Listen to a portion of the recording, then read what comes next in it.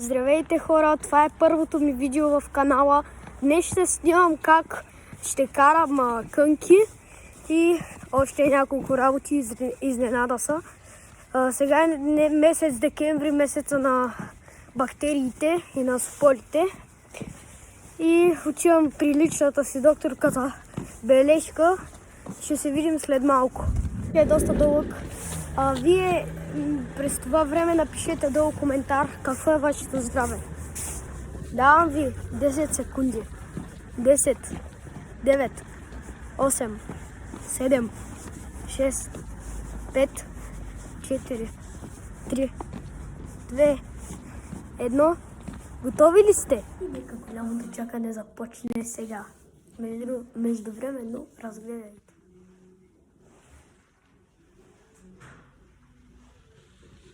Бях при докторката и тя ми каза да ям много чесън прас, както виждате до мен. Здрасти, господин Прас. Представи се. Ще го кръстя Прасчо. Прасчо, ще ходим ли на ледената парзалка? Май каза да. И до после. Сега, приятели, ще мина през голямата елха на нашия град. И казват, че като мине през нея, че се сбъдват желанията. Нека да видим дали работи.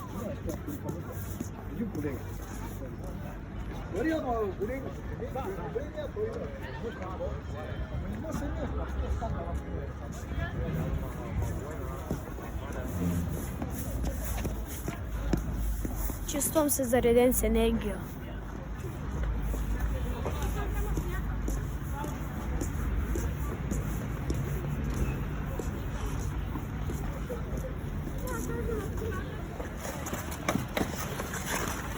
Как бях? Супер! Какво мислите? Напишете долу в коментарите как се справям. Мене ми изглежда, че ще се пречукам малко. Аз съм на бара.